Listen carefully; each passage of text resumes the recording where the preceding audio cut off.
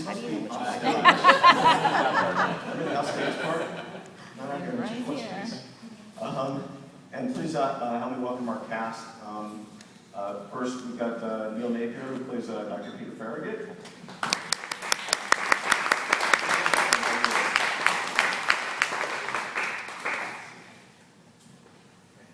I want to get the order right. Catherine Lemieux, who plays Dr. Doreen Boyle.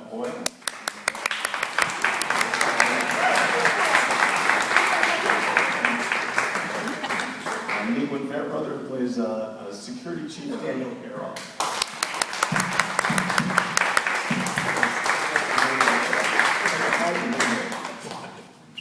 Second runner-up is Jordan Hayes, who plays Dr. Sarah Jordan.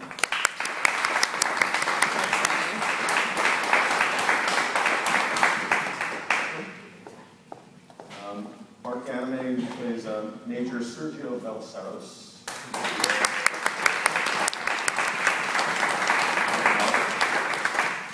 Kyra Zagorsky plays another doctor, Dr. Julia Walker.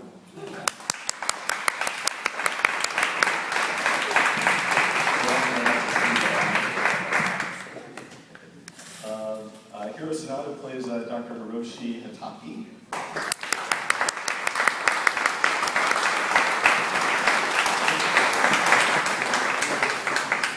And last but definitely not least, Billy Campbell plays Dr. Alan Farragut.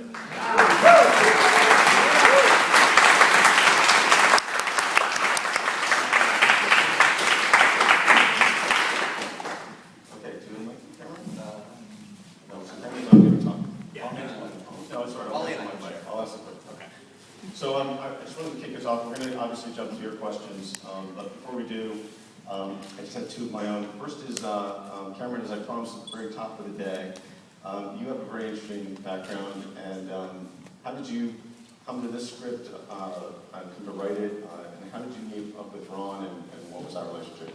Yeah, so it's kind of a longer story, and I had to sit in just for a minute. I think you're referring to my time in Ethiopia. Is that? I got that far? So as I mentioned to a couple of you, prior to this, I was an economist at the World Bank for the Federal Reserve, and what I primarily concerned myself with was international development in developing countries. And I loved what I did, and I think what I did was very important, actually. But there was one experience where I was in Ethiopia, and there was a boy watching TV, and the boy was clearly gay in a community where that wasn't tolerated. I know this because multiple people pointed him out. And what was sort of interesting is this kid, he was watching Will and Grace on television. And you could see his connection with that character. And at that moment, my only thought was, there are all kinds of ways to make the world a better place. And one of them is politics. And economics is super important too, and I really believe that. But so are the arts. And I think simply entertaining people and letting them know that there's a world out there has tremendous value too. So that's what pushed me towards television. And I think that's the story you're referring to, right? Anything that makes television look good is a good story. In terms of this particular story, when I first started thinking about Helix, there were a few things I knew I wanted to do. One, I wanted to tell a virus story. I think each generation has a fear. I think the one before us was that computers were going to take over the world. I think before that there were nuclear weapons. But I feel like for our generation, viruses are really sort of in the zeitgeist as a threat. And unlike the two things I just alluded to, viruses are everywhere. They're everywhere in this room. They're inside of us right now. And I think that was terrifying. And I still do. I knew I wanted to send it in an exotic location. And I don't know how many of you have been to the Arctic Circle, but in my opinion, it's the closest place to the moon on Earth. It's desolate, it's hauntingly beautiful, and it's mysterious. I knew I wanted to create a facility that was like a maze. When I was a kid, I was obsessed with labyrinths, and when you sort of walk through this facility tour that I think Brad did an excellent job on, you probably saw how different parts were, and the mythology of the base is also hand in hand with the mythology of the show. So that was super important to me. And then the final thing was, I wanted it to be fast-paced, and so we built into it this one episode equals one day. And what I really love about that is we're going to start our show and end our show in less than 2 weeks. So those are really the bones of the story. And once I had sort of the structure and the story built out, we brought on Ron Moore. I developed the show over Sony, and they said, if you could work with anyone, who would you want to work with? And I said Ron Moore, sort of the way of voices, Santa Claus. and they sent it to Ron, and he was very gracious, and he wanted to be involved. And what he brought to it, quite masterfully in my opinion, is he really constructed with me an overall mythology that not only sort of connects our first season, but will connect all the seasons in a really sort of beautiful way. But I think this is akin to what we saw in Battlestar Galactica, and one of the things that I really love about that show, and one of the reasons I sort of love him. So that's how it came to be. And then we pitched it to Mark, and to Mark's credit, this is an unusual show. Just when you walk around, you can see this something sort of special. And he took a chance on it, and I'm really grateful for that, if I haven't already said it a million times. You can say it one more time. That's okay. On behalf of all of us, I thank you. Well, nothing's necessary. This was not taking a chance. I love my one too. Yeah. No, this was an easy one for us because it was so interesting, and I think it was one that you definitely felt was perfect for us. And I think the only other thing I wanted to do before we then throw it up for questions, because we have a big ensemble cast, not unlike the aforementioned Battlestar. I thought it might be helpful just to go down the line maybe and talk a little bit about your character and what they do, and then we can kind of throw it up to the press. Use the mic.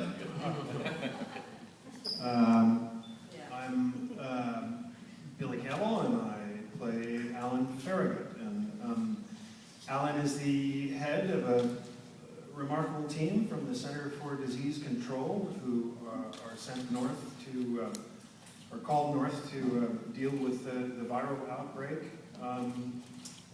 But things are a bit more complicated than they would at first seem, not only in the base, but within our little unit. And I'll leave the rest of them to fill that in. Welcome to the Arctic. My name is Hiroyuki Sanada, and I'm playing Hiroshi Hatake. I'm a director of research in this space. Unusual scientist. It's a little mysterious. Actually, I don't know who am I yet. So maybe you can enjoy the show. I'm so excited working with a great crew and cast. It will be great entertainment no one ever see. Please enjoy. Hi, I'm Kyra Zagorsky, and I'm playing Dr. Julia Walker. And I'm one of the top scientists at the CDC. And I'm also Alan's ex-wife. So I'm just going to leave you with that.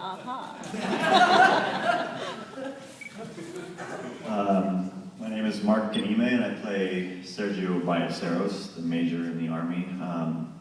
As we know, with these kind of shows, there's always three components with the government, the doctors, the military. So I'm part of the military with an agenda of my own that we might see, we might not see.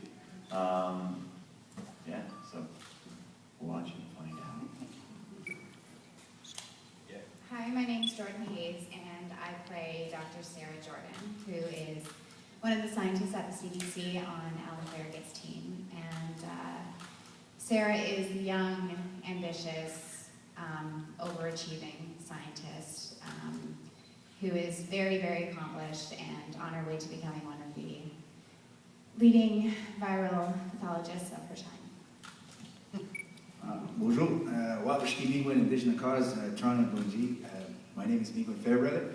I play the character Daniel Arov, which is Hataki's Inuk adopted son. And he also is the head of security at the base. So if something goes wrong, I'm the guy to take care of it, I guess. Clean up on aisle 4. Yeah, just I take care of the base, make sure it runs smoothly. Hi everybody, I'm Catherine Lemieux, I prefer to be called Kat. I'm playing Dr. Doreen Buller, and I'd like to be more often referred to as doctor, as I am a veterinarian and not always recognized as such. I'm also an epizoologist, and I'm on Alan's crack team. We have have a past together, Alan and I. And very happy to see you all here today. And yeah, I'm gonna get her done. Hi, my name is Neil Napier. I too like to be called Cat. I played Dr. Peter Farragut, brother to Dr. Alan Farragut. I've been up at the base for a couple of years. I'm a research scientist, and I have a complicated relationship with my dear brother and his ex-wife. I'll leave it at that. Okay. All right, that's up to your questions. At this stage of the production, how much backstory do you guys have on your characters? And if you don't have any backstory, how does it affect how you approach it? That's interesting. We've been getting the scripts kind of as we go. A lot of television does that. You just, the next week it's like Christmas, you get a new script, you get to read all the fun stuff that you do. We have an arc that we've been laid out at the beginning. You have an idea of where your character's going to go, but a lot of it gets fleshed out in the process. Yeah, I find as opposed to forest story. Yes, I'm just kidding. So interesting. But we've been left up to our own backstories, aside from the guides that we were given at the beginning of the show, and then we have the directors kind of keeping us in line with the same flow and making sure that what we've created for ourselves works well with the story that they're going forward in the future. So. Yeah, I feel we have a really solid understanding of where we're coming from, all of us. I'm not sure where we're going. I second that.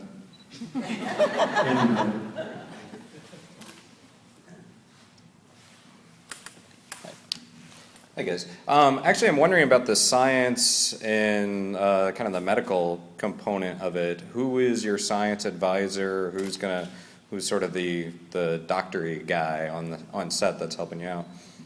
We have some people on the CDC that we speak to regularly. As I've said before, it is science fiction, so we push the boundaries of these whenever we can. But everything is rooted in science, and that was always very, very important to us. A lot of science fiction is 20, 30, 50 years in the future. We're really trying to think 3 to 5 years. Everything is grounded, and to the best of our abilities, it's reflected not only in the dialogue, but everything you saw on the set tour today. It should all be right. We've made great efforts to ensure that it is. Get any insight from the CDC? Well, should we be worried about anything right now? No, it's a good question. Whenever I speak to them, it's both encouraging and terrifying, because science has come to a point where we can cure all kinds of things. There seems to be always a new thing around the corner, and that's sort of what we're exploring in our show. It's the next big thing around the corner. So since you're all playing research scientists, or most of your research scientists or doctors, is there a lot of terminology that makes it difficult to do your roles? YouTube has come in very handy. So handy. And I also have a brother-in-law who's a doctor, so I'll call him up if how do you pronounce this, or what is this? And they have technical advisors on set that, I know the first time Jordan and I had a huge scene with all this medical equipment, and we just asked for him to give us a good solid rehearsal with him and the equipment so we can feel like we know what we're doing and try to sell it that it looks like we know what we're doing and just get used to it. So there's a lot of people helping out, and YouTube is very helpful too. Yeah, I actually had access to a veterinarian, a doctor as well, to get to speak to her about the ethics and the ins and outs of what we do as vets. So that was really very, very helpful. It's really nice to get in touch with somebody who actually works with the animals in that respect. Yeah. But it's been definitely challenging. Wikipedia is really useful in this instance, and everybody. Cameron's always been available to talk to about different stuff. A lot of scientific things we've discussed. I often ask that my technical jargon be given to other actors. And they've really been kind to me in that respect. You mentioned earlier you were talking about military and scientists. Can you talk a little bit about the structure, the chain of command? Who's in charge of everything? And if a situation happens, what's the top level? You mean within the facility? Yes. Well, I mean, that's sort of what I think is the beauty of the show, is that the chain of command isn't very rigid. So, Dr. Hiroyuki Sanada, it's his facility. The CDC has a type of jurisdiction, but it's never entirely clear who's in charge. And yes, we have a military figure there with his own agenda as well. If there was a rigid hierarchy, a lot of these processes would move in a more efficient way, but because there isn't, these characters are at odds with each other, and there's really no one to enforce the hierarchy regardless. I said this earlier too, but it truly is the Wild West in a sense, because even if there were rules, they wouldn't apply, especially when shit hits the fan, and shit is about to hit the fan. So all rules are off. Can I just quickly, I was just whispered in my ear that we're going to lose, these guys are in the middle of shooting. Actually, we pulled them, some of them off the set, so we're actually going to lose Kyra and Meegwun in just a few minutes. So if you have any questions in particular for them, they're not going to be here after 3 minutes, so do them now. Let's hand the mic over to you. Sorry, no pressure, but well, we saw your character's office, which is a pretty sweet setup. But I'm curious, down the road, what's like the coolest set, perhaps pun intended, that you guys like working on so far? The coolest set would have to be the fridge. Yep. It's actually, yeah. Yeah. No, that one's actually was set to -10 degrees, and it's a lot of fun. Right, guys? Actually, the crew has a lot more fun than I do. But yeah, that's a pretty cool experience to have green screen, white screen mixed with actual cold and all that jazz. That's pretty fun. Mm-hmm. Did you guys see the UV lounge? Not yet. That's it, yeah. Rest of you guys? What's your favorite setting? What's your favorite setting? Of course, my office. Especially my window is so big and green screen, so I'm curious what kind of view can I see in each episode. I can't wait. It's a tropical island out there. Like a mood ring change. This is my first kind of big show on this scale, and I grew up in a lot of small reserves up in northern Ontario where you can't even get there by road or anything like that. But we had a lot of movies, right? So we play outside a lot. We watch movies, then we go play outside, and so we built, lean-tos to be the office of whatever villain, or do all the sound effects and as we're playing in the woods with our made-up guns or our lightsabers or whatever. So for me, it's really neat just to walk through the space. I'm sure you guys had a tour earlier. I love every set that's on this place. But yeah, I think my favorite would be the fridge for sure too. Just like, it's cold, so all the acting is kind of taken care of for you. We just got to do it. yeah. Love the fridge. Because I wouldn't be able to say that in front of all the production people, though. They're not here, right? For Hero, what do you like about the most about your character? Yeah, it's a mysterious science, but I have the nice drama, a lot of flavors in my background, history, and also relationship with them. So I cannot tell everything, but that point is not only scientist, mystery. The human drama is linking for each character. So I feel so dynamic, like a jet coaster movie. Yeah, I'm so excited. Yeah. And just jump in for 1 second. When I wrote this character, it's a rare thing when you're actually picturing the character, the actor that you want. And this was the man that I was picturing the whole time when I wrote the character. And I think he's just done a brilliant job by just being who he is, because he is the most enigmatic character in the show, and he has secrets galore, and I really was thinking of you when I wrote it, so I couldn't have been happier when he was born. And on that note, we have to lose the gentleman. Thank you very much for coming out today. Good luck with the ice field.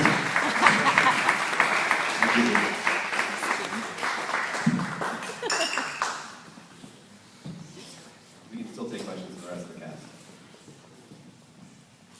So, what kind of research did you do, or how did you prepare for dealing with the psychological implications of this kind of isolation at this type of facility? Well, personally for me, I just live in Montreal, so to deal with the winter here. Yeah.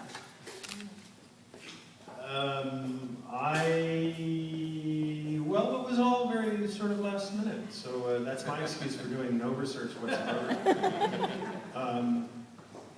No, you know, about as much research as I ever do for anything is to read 1,000,000 times over the script. That's all the research has already been done, and so for me it's just read the script over and over and over again, and then become a nuisance about the script. But yeah, so that's not very much to answer your question. Something I had thought about, I didn't know this till I started working on the show, but I've been really grateful for every moment I spent doing theater once I've gotten into this part, because of how much she goes through, and it's such a well-written role for a woman. She's just strongly written. She's completely feminine, she's powerful, she's vulnerable, she's flawed, she's all kinds of things, but there was a lot of, I just was really grateful for all that time that I spent training in it and training in story and all this stuff, and it's just, that was the preparation for it. It was just, I didn't know it was, but then I get in the situation and go, oh, I'm so glad I did that movement class, or I did this psychological thing in this one class, or whatever it was.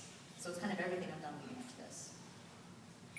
I found there was one film I found interesting was Werner Herzog's the Encounters at the End of the World. It's up in the Antarctic, and it follows a bunch of researchers who are actually pretty well isolated.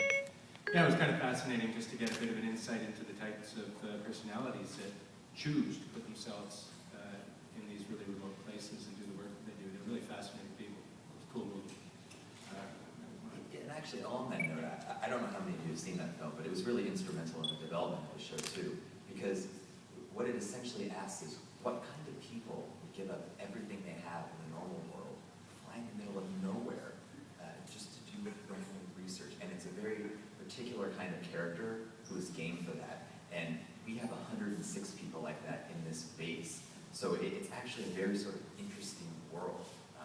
And as the pressure sort of starts to mount, we see how these types of characters, who in some ways are loners, in some ways are desperate to make their mark on the world, try to assert that. The neat thing about this particular show is that all of our main characters, well, a lot of the CDC knew each other, but I didn't know anybody on this team of CDC scientists. So coming in from Vancouver for a show with 5 days notice that you're moving across the country to a new show, new people, new crew, new story, everything, new character that you're trying on, it was a lot like showing up in a place where you're a little bit alone, a little isolated, you don't know anybody, and you just kind of, as long as you kind of accepted that and tried that on, it kind of helped your process from one episode to the next as you kind of get accustomed to working with all these people and everyone's different personalities. So that was kind of my way of looking at it, I think.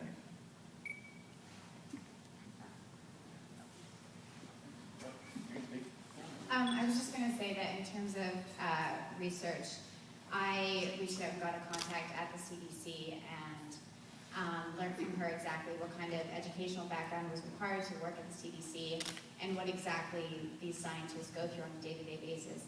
In terms of research for isolation, I actually didn't do any because it's the first, our team just gets to the Arctic, so we actually haven't been isolated. We've been working in Atlanta, and yeah, this is kind of our first introduction into the isolated base. I just want to mention that I am friends with the CDC on Facebook.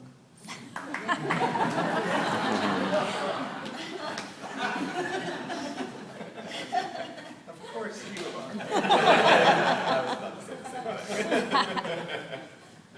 You guys said that things go terribly wrong at this facility. What motivates them or forces them to stay there? Why don't they abandon ship? You can't. Yeah, can we? I mean, that's part of the story. There are constant obstacles that unfold to them, one, accomplishing their mission, and two, getting out of there. Part of it is simply the isolation of it. But the specific things will unfold each and every episode, and they're worth waiting for. So let's wait for them. Well done, Cameron. Thank you, Mark. Marco, hello? Yesterday you mentioned you commented this was the most serialized shows you guys have ever done on Syfy. And so for you and Cameron, I'm curious, what are the challenges, the excitement? Is there a daunting element to the idea of making a show that's so serialized the way this one is? Yeah, I mean, I think that there's no question that, and I think there's a lot of interesting challenges with this show because it also doesn't go anywhere except maybe deeper inside the facility itself. It's not, they're not traveling anywhere. You've got the sets you've seen, you've got these characters, and so a lot of it is about the internal strife and emotions and relationships with them, and then the uncovering of the mystery that takes them literally and figuratively deeper into the facility and into the mystery. I think for us, it's really just about making sure that there is that path, that these characters are kind of progressing so that one drop drives you into the next. And they've done, I think, a phenomenal job of doing that. And I also think what's great is then to see it all come to life. Because you read it on the page and then you see how these guys breathe life into it and the directors that we've had. And suddenly it kind of takes on a whole other dimension as well. It makes it really kind of interesting and kind of gritty. I think you nailed it. So, thank you. I have nothing to add.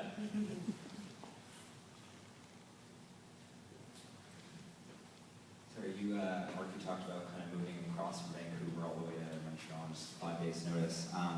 Because Cameron's script is something, it's such a, I guess, unique concept.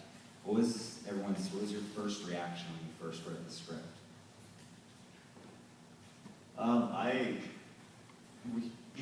When you first auditioned for the project, it took me like a month and a half from the first audition to booking the role. It was a long process, but we didn't actually get the script. You got your set asides that you would audition for the character, and then maybe if somebody else you knew was auditioning for another part, you would kind of see what they're said and kind of get some information. So we were actually kept in the dark as far as the script went. But then when I got it and I got to read all sorts of stuff, it's exciting. And like I was talking to the cast, every week when we get a new episode, it's like Christmas Day. The first thing you want to do, no matter what you're doing, is like drop everything and read the script and kind of phone each other and be like, oh no, I just see what you're doing. So that there's an exciting buzz. We're all like a bunch of kids in a candy store with the script, and the writing is fantastic, and they're tailoring it to who we are. At first, they don't know us, they don't know what we're like, what we're going to bring. It's one way, and then all of a sudden, each episode, they start going, well, he's more like this in real life. I think we'll cater to that and bring out this side of him, this side of her. And so it's been really exciting and dynamic and changing throughout the 7 that we've filmed so far. So, yeah. When I first read the script, I got terribly excited because it reminded me of several different things which were sort of longtime favorites. John Carpenter's The Thing, the very claustrophobic, stuck in the Arctic thing. The Andromeda Strain, which is one of my favorite movies of all time, and I just was I'm a fan of the genre. I love science fiction. I love the situation. I love the characters. I loved really everything about it, and I became quite excited. I think we actually are brothers. I didn't know that. Andromeda Strain is one of my favorite books. Ooh. We have to talk about this. Yeah. So whatever Billy just said, I'm on board with that. When I first read the script, I was very, very relieved to read these amazing female characters. And as an actress in my 20s, I've just auditioned for so many cardboard, one-dimensional roles. And So I felt very fortunate to, and I do feel very fortunate to be able to play this dynamic, intelligent, multi-dimensional character, and Cameron's done a really, really good job at writing these great, great female roles.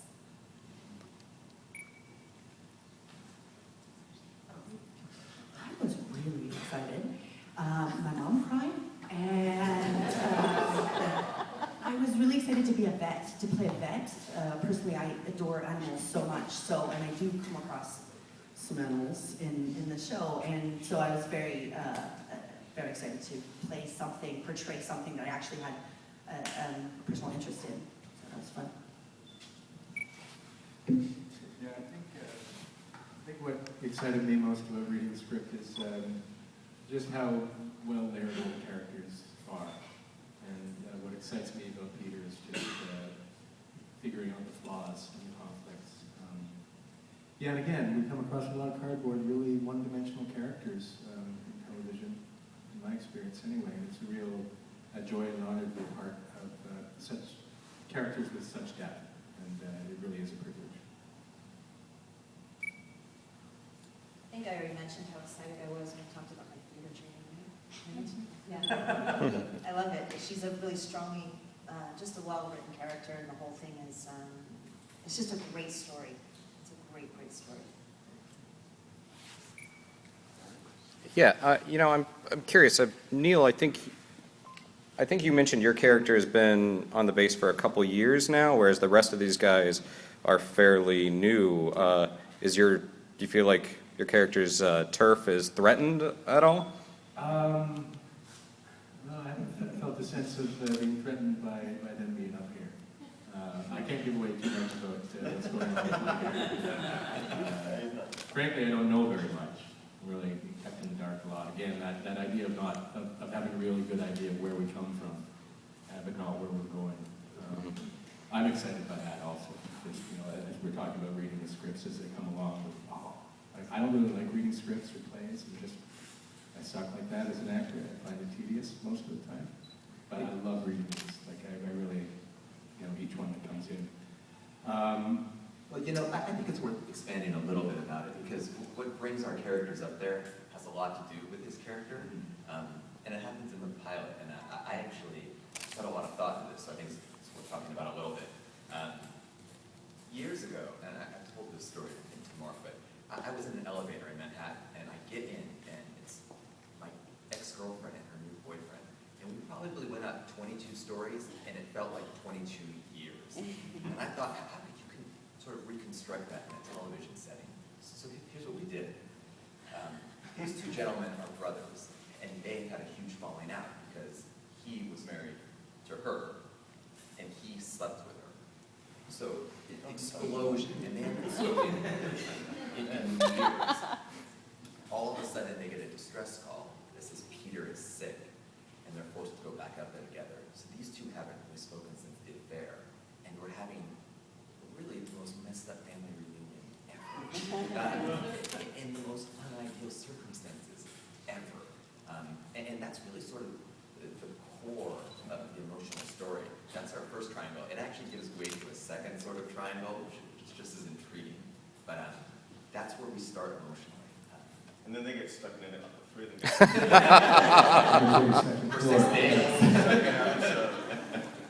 It's our bottle episode. It's great. Awkward.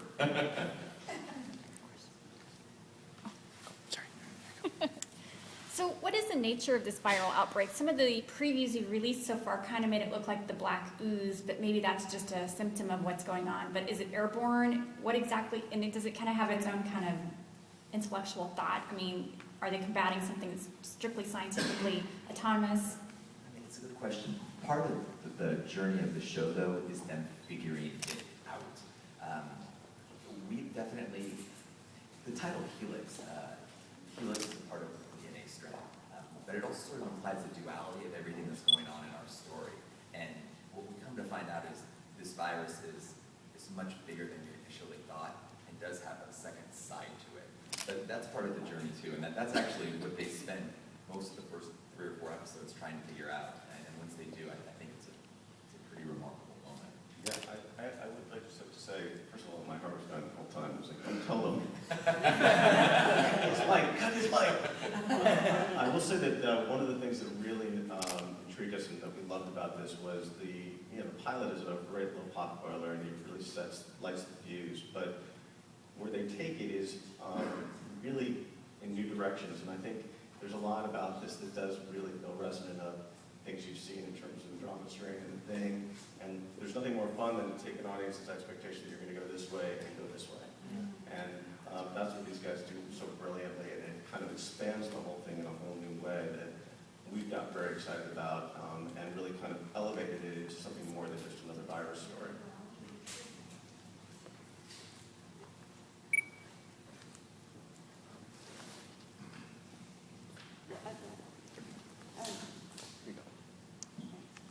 For the actors, how much do you know about what's going to happen, and how much do you want to know about what's going to happen, and how does that inform your performance? We know exactly. How much I want to know, I really don't want to know. I really am like, and I have always been on any show I've done, very much just not wanting to know until I get the script, because as Mark said, it is like, it's a little like Christmas every week.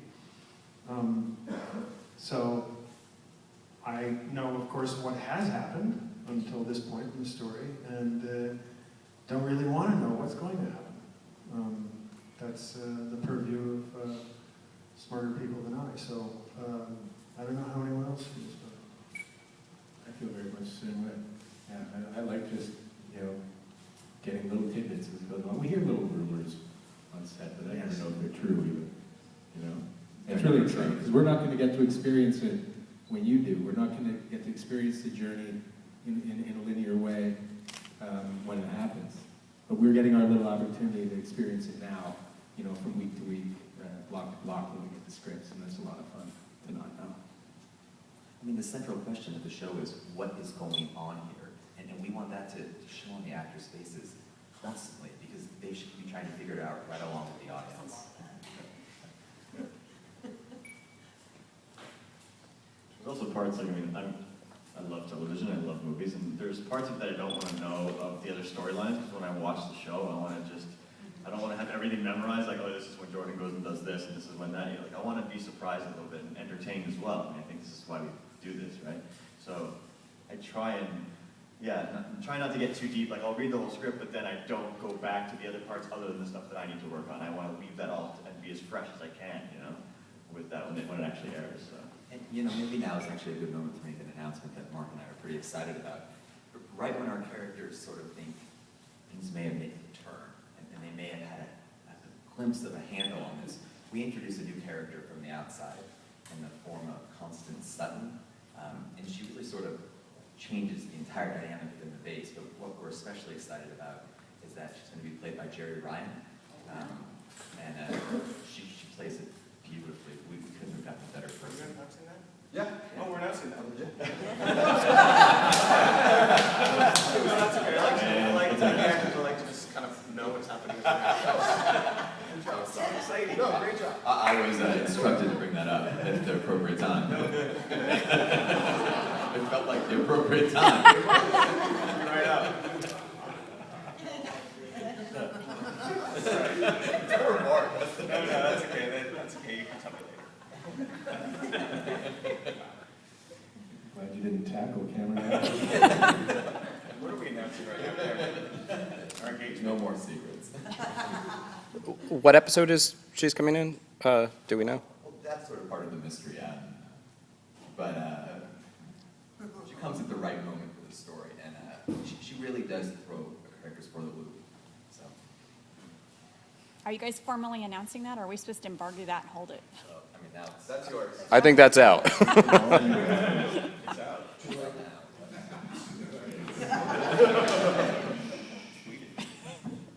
It's probably too early for this, but are you as actors still discovering who these characters are, or do you have a pretty good handle as to who they are as people? I feel like I'm discovering on a daily basis, or on a weekly basis. Yes. In all the most well-written things, there's a journey, and we're on the journey, and otherwise it wouldn't be very interesting. I think all of our characters are being put into extraordinary situations where we have to make very difficult choices, and within that, I think we're all learning different aspects of our characters. Also, we move quite fast. We move so fast that even getting the next script is one of those things where, in some ways, you're excited to know what's the next thing, but you kind of have to be in where you're at now and deal with that later or tomorrow when you start shooting the next block or something. But I'll often discover something in a moment while we're shooting it. Oh, that's who he is to me now, or that's what this is, or that's why she did that. And it's kind of fun like that. These discoveries are happening while you're doing something else, and it helps you into the next arc. And I think, as Jordan said, the characters are discovering who they are a little bit as they move along their journey. You know, I think they're discovering new things about themselves.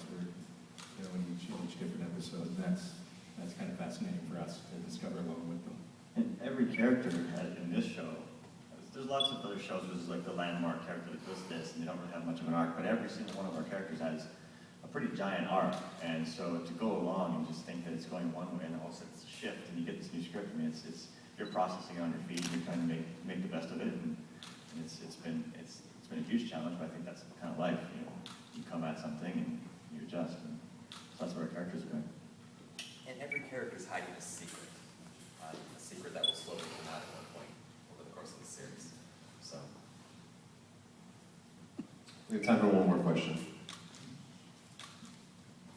Your announcement a moment ago kind of threw a wrench in the question that I was going to ask.